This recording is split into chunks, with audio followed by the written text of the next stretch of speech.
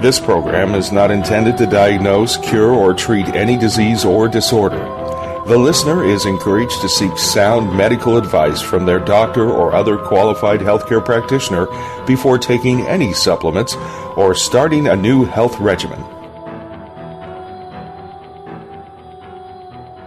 Welcome to the Nutrition Heretic, Episode 3, our first show of 2016.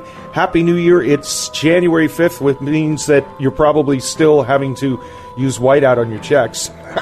I know I do. So it takes me a little while to adjust to that whole New Year thing.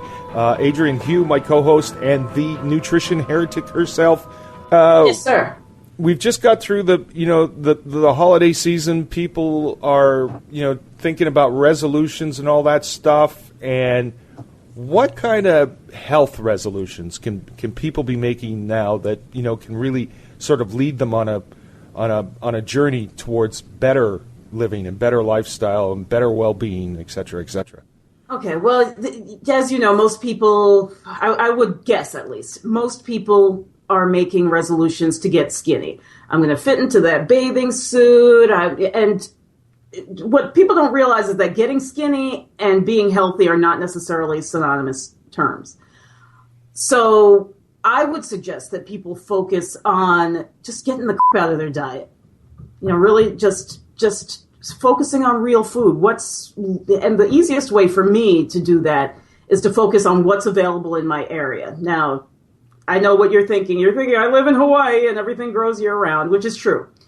However, even when I used to live in New Jersey, I would get my vegetables from a local farmer's market, or not farmer's market, a local co-op, and that co-op would store root vegetables. So if you are in a colder climate, you can do root vegetables with soups.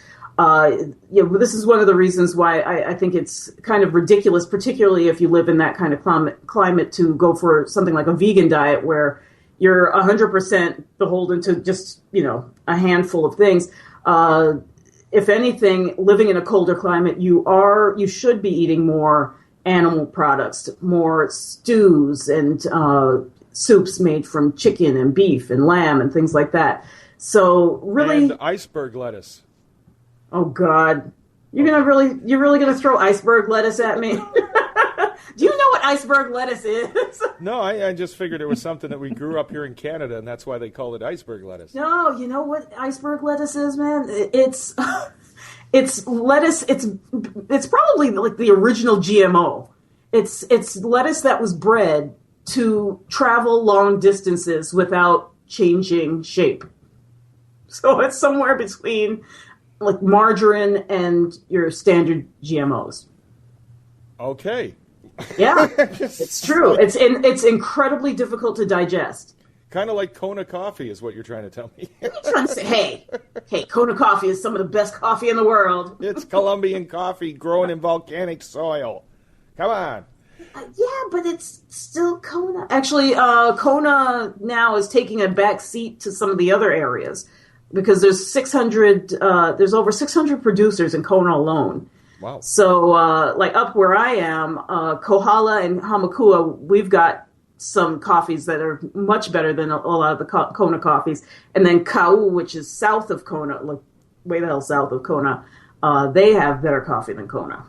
The thing I love about you is it's so easy to get you off on a tangent.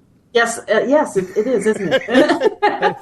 It's probably a bad thing. And I do it to myself most of the time. So you were saying about these small resolutions, these small steps, and one of the things to focus on is local fresh foods, fresh markets. But what does the soccer mom or the hard pressed dad or even worse, the single parent do to?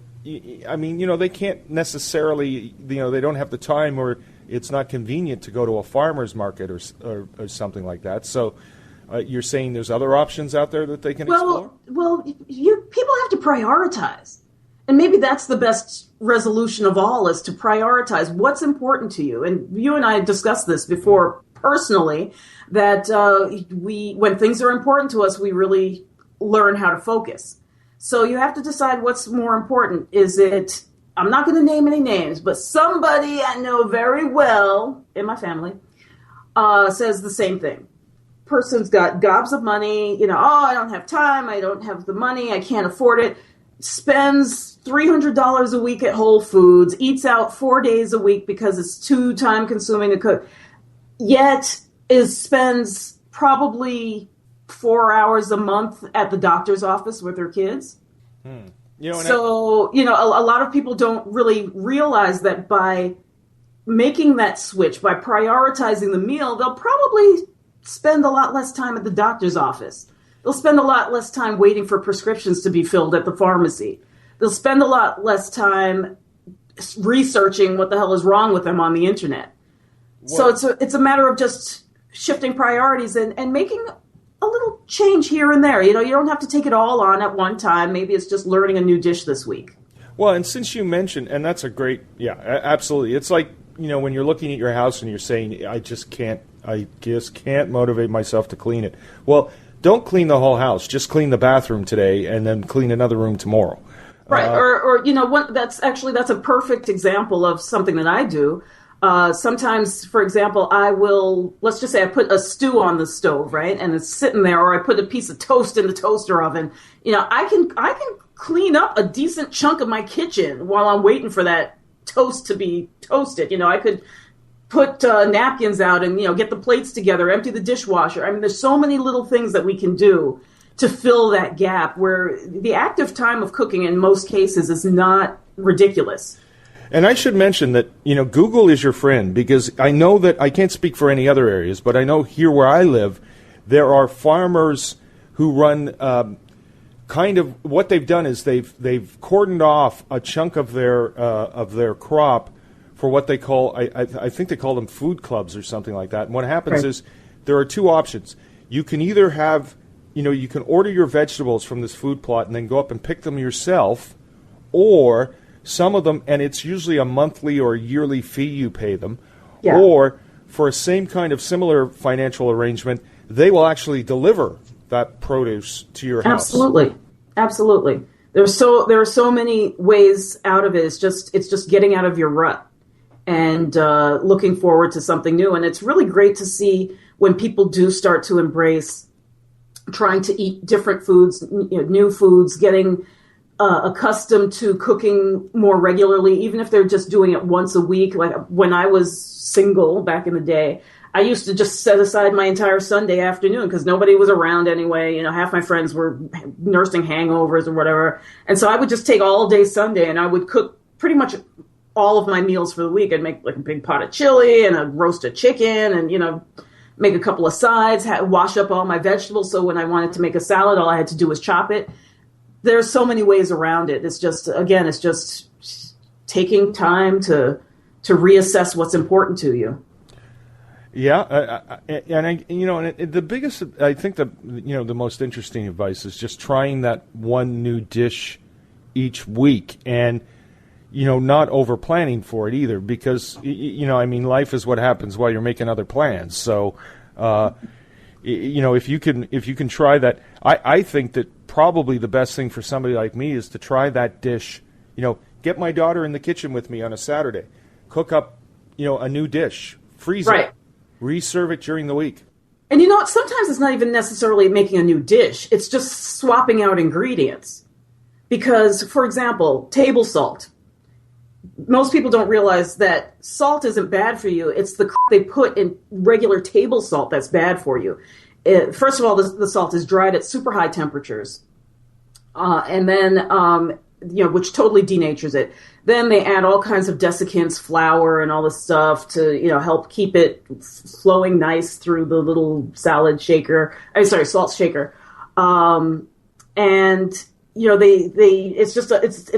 pure sodium. But when you use real sea salt, real Celtic sea salt, and I talk about this in particular in a book that I wrote called Drowning in 8 Glasses, where I talk about the fact that a lot of people drink too much water and themselves up in the hospital.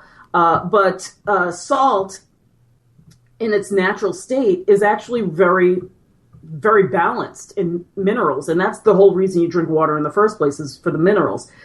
But just getting back to salt, if you make that one switch from cheap-ass, disgusting pure sodium table salt to something like a French Celtic sea salt, or down in the southwest of the country, there's one called real salt, something like that, or Himalayan salt. Any of those real healthy salts. I hate to use the word healthy because sometimes it just doesn't mean anything anymore. But if you use just a real version of salt, that sometimes is one of the most important things that you can do. So it's not even necessarily changing your diet. It's more about elevating the quality of the ingredients. So it's just getting yourself to start thinking a little bit differently.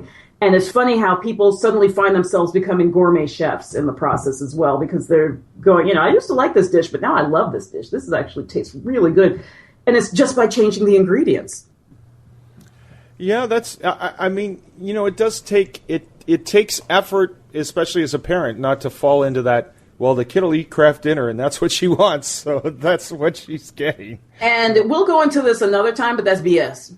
Because I have had kids eat everything in my house and there's always stuff that the parents said, my kid would never touch this. I've had kids eat real macaroni and cheese when I had one kid actually lick my daughter's thermos because he wanted to get at the mac and cheese because his mom was giving him Kraft and I had some leftovers from Thanksgiving. And I was like, I'm going to give this to my kid. And he literally grabbed the thermos as the mom saying, oh, my kid would never eat that. He would never eat it. He only likes the boxed one. And he literally took the lid and just went to town on it. He was like licking it like he had pica or something. The first lesson I learned with as a parent was that if they don't eat it the first time, they might eat it the next time. You just can't assume that they're not going to, that they, if a slightly different presentation or even the same presentation is going to be yummy to them. I mean, my daughter thinks asparagus is absolutely awesome. Right. I can't stand the stuff. But we'll do a whole show on kids one day. Good. But one of the things that I always say to people is that if you want your kid to eat better food, then make better food more exciting. And what I mean by that is that we tend to set aside, for example, the birthday party. Every freaking birthday party has the pizza, and it's like it's as if pizza is the only fun food. When my kids have birthday parties, I'm like slicing, roasting lamb. I'm serving kebabs. I'm doing all kinds of stuff. And the kids, they're having so much fun, they don't even realize what's going on, and they just eat it. Sometimes we'll do things like theme parties at, like on a Friday night, we'll watch Karate Kid and make sushi. And it totally changes the way they perceive food that is otherwise considered healthy, that we'd like to see them eat, but we always put it in a context where it was associated with some kind of drudgery. So you mean if I'm going to serve her steak and potatoes, I should watch a John Wayne movie with her? Maybe that's it. Maybe that's the... I mean, that's interesting. That's very interesting. But, the idea is to bring some kind of, family time, fun together and then serve the appropriate food. Yeah. I'll put it this way. At a princess party, there's no reason to have pizza. We did, when my daughter went through that phase, we did finger sandwiches. Yeah, we've done that too. I mean, we've done, English tea parties, and I don't think we've tried the cucumber sandwiches yet. I don't know. I don't know why people put. Would you like a cucumber sandwich? What's in it?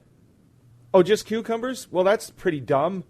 Or watercress. Yeah, it's it's like, would you like a lettuce sandwich? That's not a sandwich.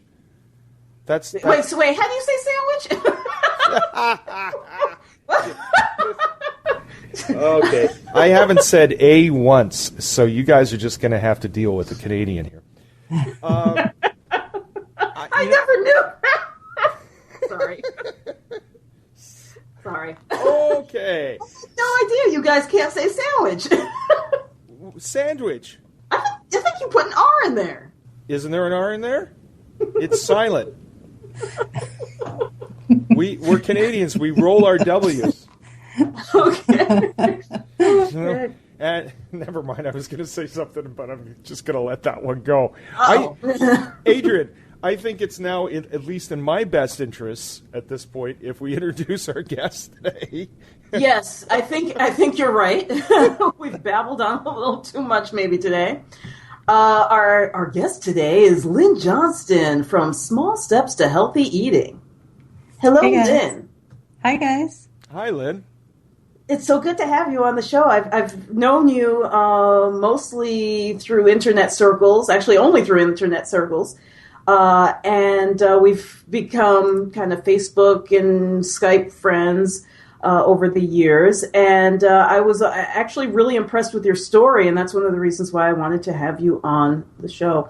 So you went through some pretty serious health issues, and you've changed that all around. And I'd like to know more about your story, because if I remember correctly, you consulted with doctors, but they didn't really have much to offer you in the way of healing. Is that correct? That's very true. I had a complete and total health breakdown in my 20s. It started right after I took sulfate antibiotics that I was allergic to. And that was kind of like, I think that was the last straw. My health had been just kind of like on the edge, and those antibiotics pushed me over. I ended up having a series of health challenges that resulted in me, after 4 years of seeing doctors and no one being able to tell me what was wrong with me, I ended up getting diagnosed with fibromyalgia. Okay. At any point, did they just tell you that it was all in your head and that you should go see a psychologist? Oh, pretty much everyone I visited. They're like, there's clearly nothing wrong with you. You're depressed. You're lazy. You're not exercising enough. You're not. There was always something that I was not doing that demonstrated that it was like not a real problem. So basically they threw their hands up in the air and said, "You're sucks to be you." Right. And then when I did finally get a doctor who recognized that I had an actual illness, she prescribed painkillers and antidepressants for me. Oh, wow. And I said, okay, so how long do I take these before I'm cured? And she says, oh, there's no cure for fibromyalgia. You just keep taking these for the rest of your life, and let me know if you want a higher dose. What's her number? Does she have a pager? Sorry. For your own good, I'm not going to tell you her name. Okay.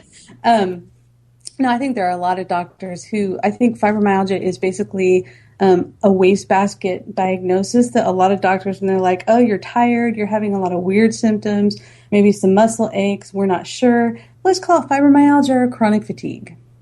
Yeah. So getting diagnosed was a great first step, but it also didn't really help me get any better. I ended up having to do a lot of research, and all the research, of course, from the medical establishment at the time was basically saying, sorry, there's no cure, there's nothing you can do, you can take guaifenesin, and that might suppress some of your symptoms, or you can just take the antidepressants and painkillers for the rest of your life. So the only place left for me to go was natural healing and nutritional healing. I spent a lot of time reading books, and my husband spent a lot of time reading books. And I ended up taking, oh my God, I was such a guinea pig. I tried so many different things to try and figure out what was going to work. And it took a couple years of trial and error before I finally started even feeling a little bit better. I was doing candida cleanses, and I was doing like detoxes and fasting and pretty much every health thing you can think of that's a fad. I tried it, and of course none of it worked. The thing that finally did work is changing my diet really significantly. And also I found several nutritional supplements that during the early stages, when nothing in my body was working right, actually helped kind of get me back on track. And the two big ones were tryptophan to normalize sleep, because I never went into that really deep healing sleep where your body fixes itself. And that, I think personally, my theory is that that's why fibromyalgia has so much intense muscle pain, is because all those micro tears that happen in your muscles every day, if you don't ever get to deep enough sleep, they never get fixed. So you just get sore and sore and sore. And the other thing was magnesium malate. And the reason that my husband and I think it worked, he did a lot of research into mitochondria because he had read that Chinese medicine sees fibromyalgia and fatigue as a blood disease, but then he read some obscure text, I have no idea where he found it, where some Western doctor was looking at Chinese medicine and saying, oh, when they say blood disease in Chinese medicine, they're talking about your mitochondria not working. And he did a lot of research into mitochondria, and one of the things he discovered is that magnesium malate, which actually hadn't been out as a supplement for very long, what the malic acid in magnesium malate does is it gives your body a whole bunch of molecules that it can dump electrons in, and your mitochondria, when they're not working well, they're tending to produce extra electrons. And they have no place to dump them. And so it interferes with their functioning. So taking those two supplements at the same time that I was changing my diet to a healthier diet really turned the corner for me. I went from not being able to walk a block without wanting to throw up to being able to go for like an hour-long walk. Wow, that's fabulous. And how, like, once you, first of all, how long did it take you to get to the realization that, or the this combination of therapies that you decided to use from the time that you said, okay, Western medicine can't help me? Had you seen anybody who was considered a naturopath or a nutritionist or otherwise complementary or alternative practitioner? Well, at the time, I was living in a very small town in Missouri before my husband's job. So the doctor who diagnosed me was pretty much the best I could get without driving several hours to St. Louis. Right. Okay. So for a while there, I was just experimenting on my own. I was going to another town that had a health food store. And first I just tried stuff off the shelf, like maybe a detox, maybe candida cleanse, maybe this thing will help me, maybe if I fast. And then at the same time that I was doing this, my husband at the time was a vegetarian, and he just kept saying, you have to change the way you eat. You have to change the way you eat. And I just reached a point of despair where I was like, I'm going to have to change the way I eat because nothing else is working. And of course, he was right. I didn't end up going vegetarian. I discovered that for me, I have a lot of Northern European ancestors who ate a lot of meat and dairy. I just don't do well on a vegetarian diet. Most people don't, too. And it's kind of sad that most people, when they think of cleaning up their diet, doesn't matter what kind of they have in their diet, they always target meat as the thing to come out. So I applaud you for recognizing that eliminating meat is not always and very frequently is not the answer. Well, and I discovered that eating better meat made a huge difference. I went from just eating, like ground beef and like the cheap ground beef that you get at the grocery store and a lot of chicken. And I started doing a lot of food journaling, and I discovered as I started really paying attention to how I felt, like maybe 30 minutes after a meal and then maybe an hour after a meal, I started discovering that there were some things that I thought were fine that were just really bad for me. I don't eat wheat most of the time anymore, just because I know how I'm going to feel 2 hours after I eat it. And I don't have like the intense reaction. I have a slight inflammation response. It's very mild, and it's gotten milder as I've gotten healthier. Mm-hmm. But still, I know it's like I look at a sandwich and other people are like, yay, sandwich. And I look at that and I'm like, yay, allergic reaction. Right. So really getting in touch with what the food was doing to my body was a really important step. Right. But I sucked at dieting. I am like the worst dieter in the world. And I didn't actually manage to improve my diet, ironically, until I actually stopped dieting. And that kind of ties in with what you were talking about earlier with small steps. I can so relate to that, just in terms of I can't stick to a diet for a whole day, but I can eat a salad with lunch. Right. And I can eat an extra helping of green beans at dinner. And I can eat the green beans first so that I am less interested in the things that are not as good for me by the time I get to that part of my plate.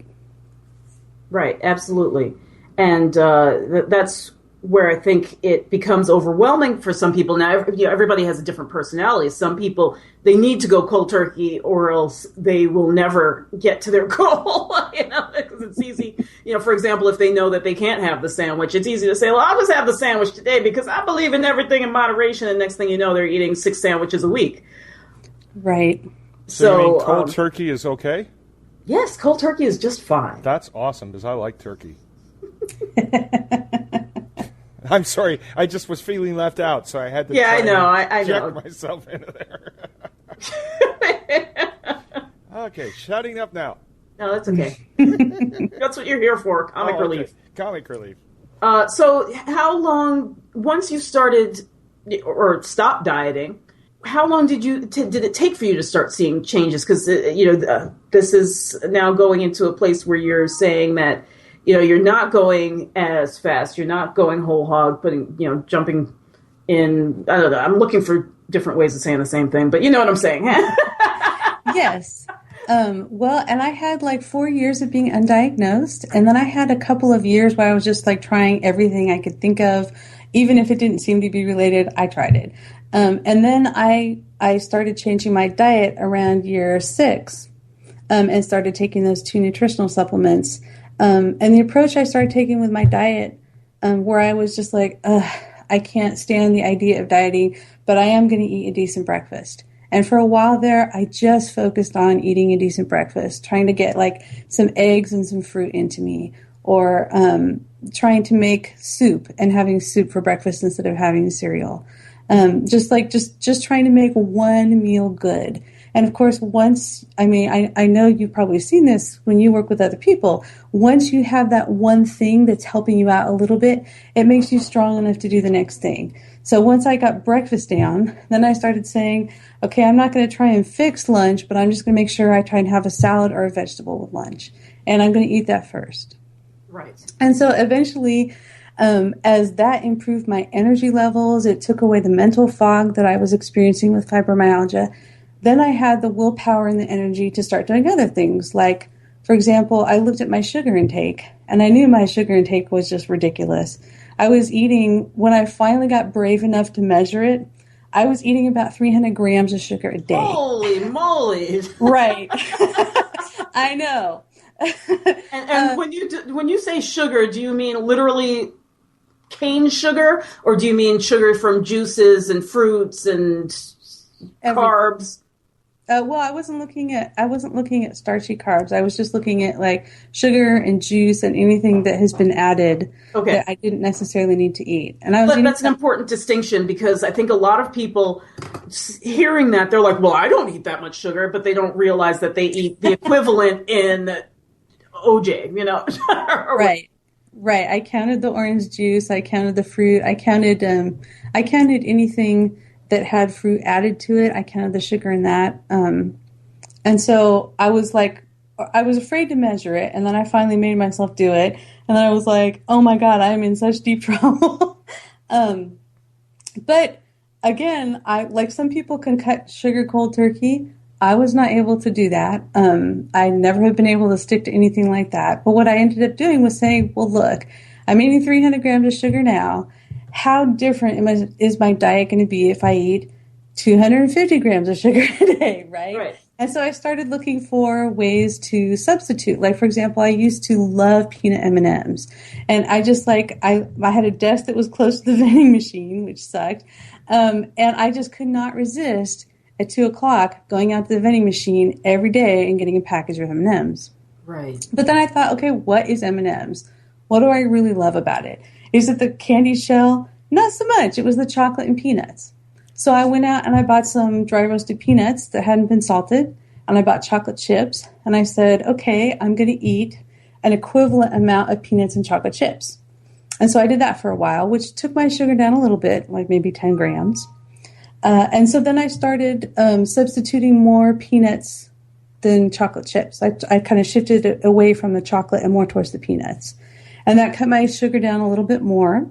And then I started adding almonds to the mix. So at the beginning, I was eating a bag that was about 50% chocolate chips and 50% peanuts.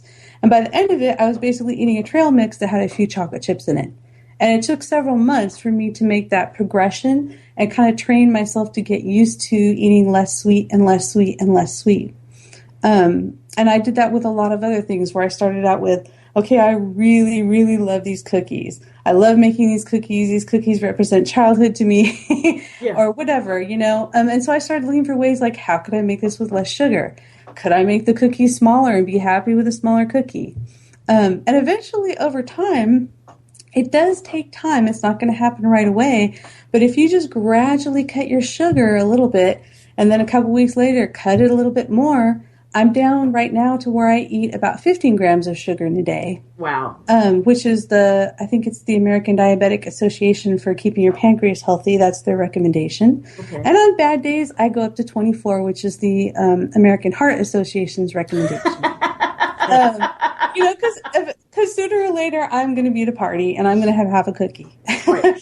No, I just think it's so funny how, all of these different associations, they can't really agree on numbers, and they have their own definitions as well of what constitutes a sugar and so on. So just kind of course, I just find it a little bit laughable that they don't even have a standard. I've just never heard anybody say follow your pancreas, though.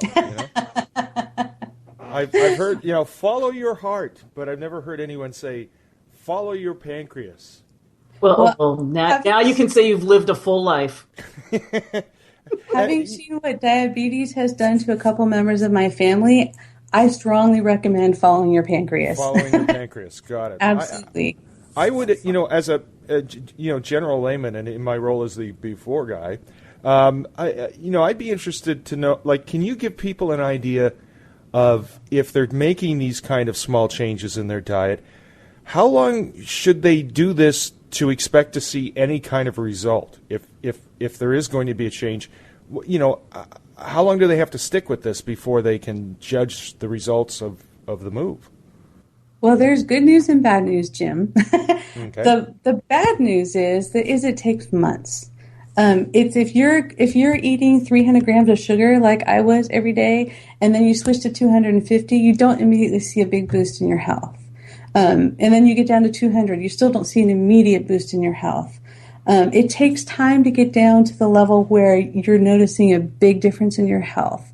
But here's the good news. It requires almost no willpower. And willpower is the thing that trips us up when we try and go on a diet. You don't have to sit there and resist the cookie. You can say, today I'm eating 3/4 of a cookie instead of a full one, and I'm giving the other quarter to someone else, or I'm throwing it away, or whatever. So instead of having to go cold turkey, which some people can do, I can't, instead of doing that and feeling deprived and feeling like you're punishing yourself, you're still allowing yourself to have treats, but you are gradually over time scaling those treats into other things. There was a time where if you handed me a dried cherry that has not been sweetened with apple juice or sugar, just a plain old cherry and a square of dark chocolate, I would have been like, what is this? Is this a joke?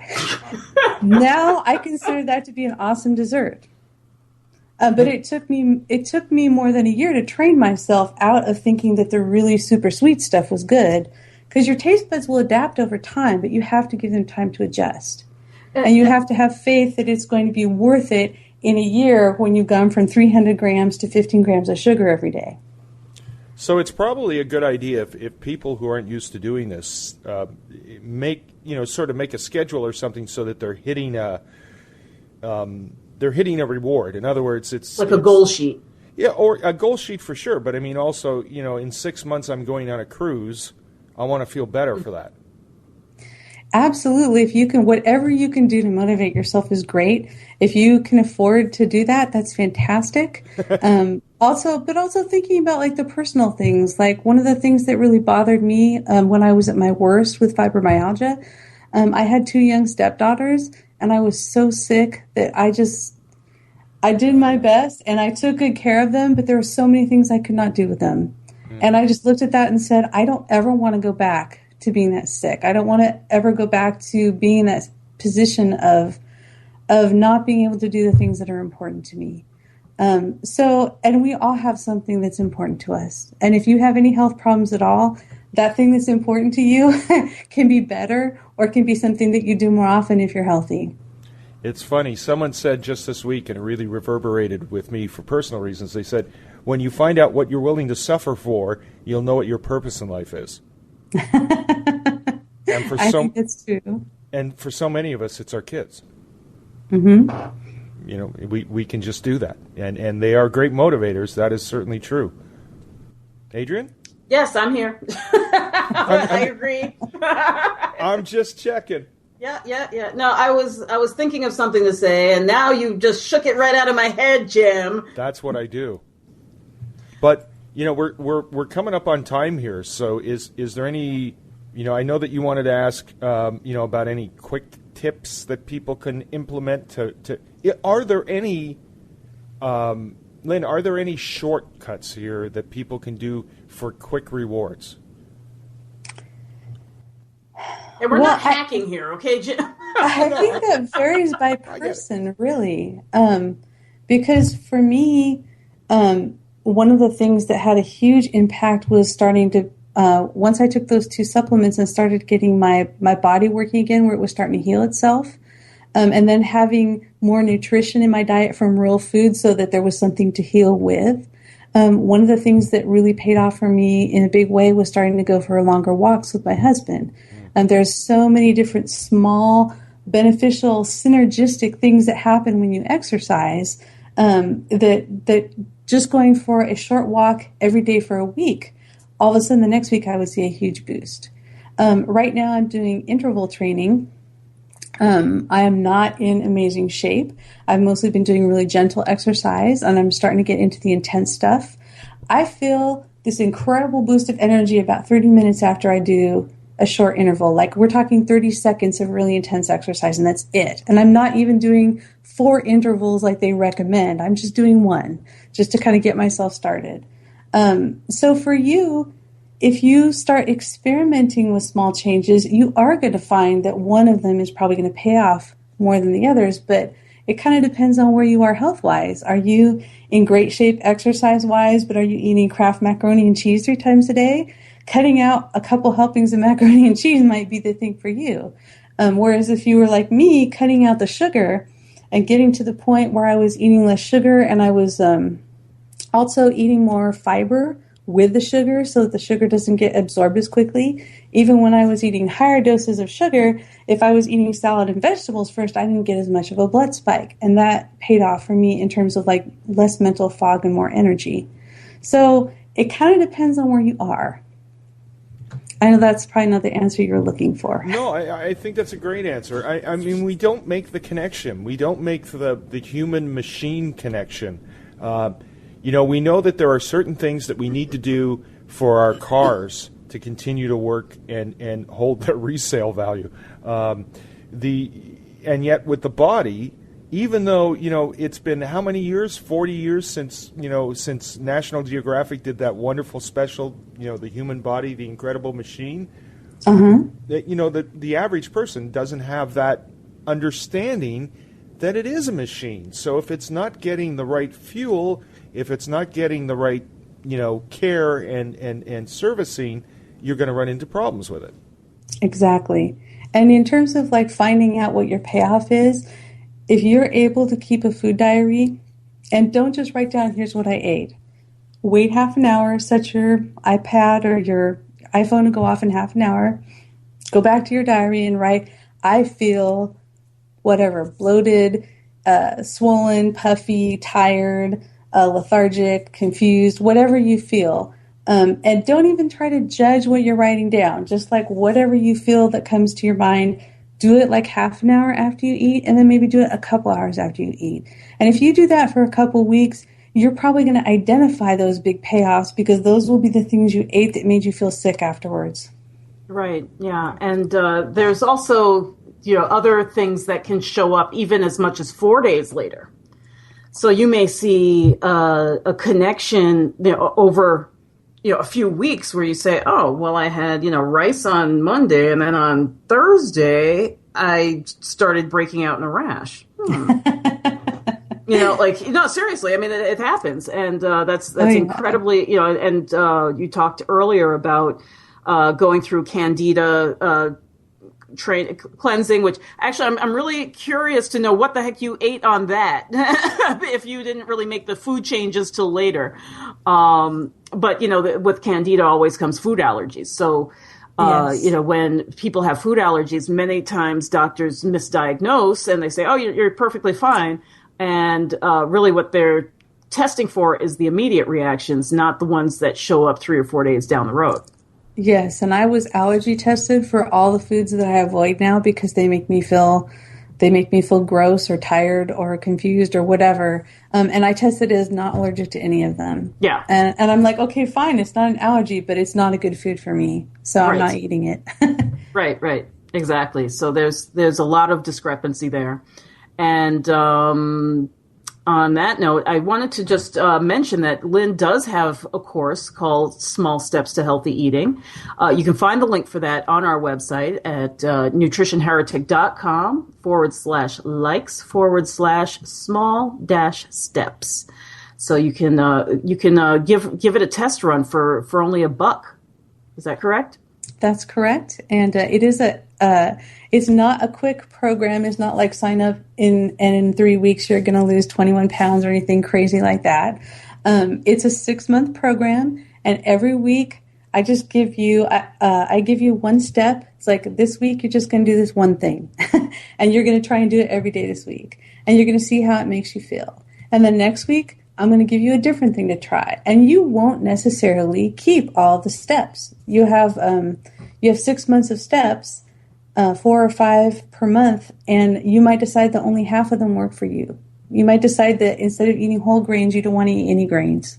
And that's fine. I don't tell you what to eat. That's exactly what I was just about to say. You're right, exactly. I was just about to make that comment. What's good about this is that no matter what kind of diet you feel you should be on or you want to try out to, figure out what's going on in your body, it all adapts. So she's not saying you have to eat this way, you have to eat that way. Obviously, you don't want to eat just like Little Debbie's and Funyuns all the time.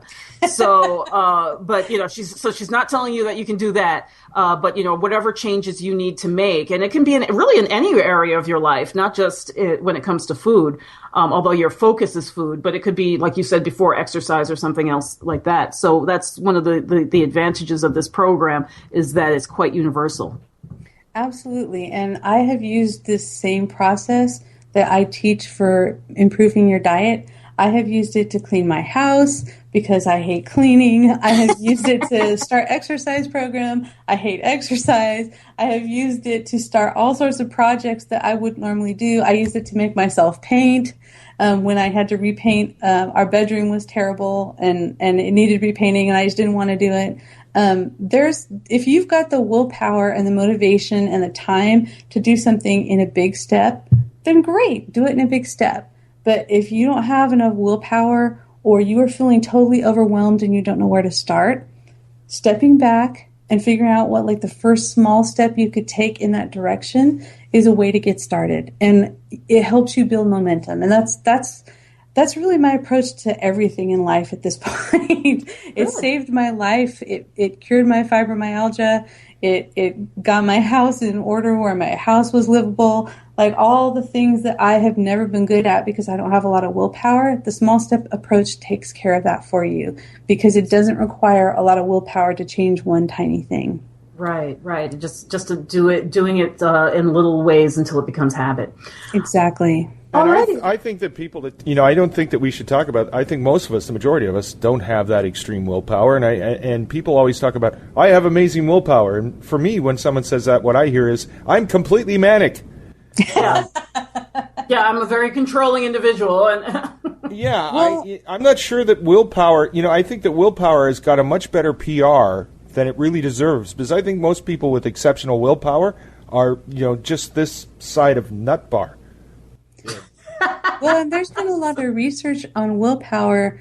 There's a great book, Willpower, by Roy Baumeister and I think John Tierney. They're psychologists who specialize in studying it. And what they've discovered is you only have so much of it. It's linked to your physical vitality. You exhaust it every time you try and exert self-control, whether that's biting your tongue when someone is being a pain in the ass or whether it's making a decision. So no matter how good you are with willpower, you still have to manage it, because at the end of the day, you can run out of it. And once you run out of it, everything is on the table, right? Yeah, you snap, right? Yeah. Sure. Or you decide to go out and party until 2 a.m, or you just, whatever it is that you're not good about doing unless you are exerting willpower. Once you run out, those things go away. And the only way that I have found to fix that is to turn all those things I need to do into habits that don't take any willpower. And the small steps approach is how you build a habit. Great advice. Great All advice. right. All right. Well, I think we're going to have to wrap up soon, aren't we? Yeah. Jimbo?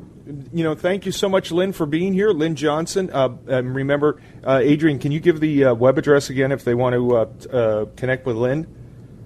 They can go to nutritionheretic.com/likes/small-steps. And we're going to have all of this stuff on Absolutely. on the website anyway, that you can just go and you can get the replay of this as well as the links mentioned. And, of course, we should mention that we're also now on iTunes, so you can check us out on iTunes. Yeah, just do a search for Nutrition Heretic.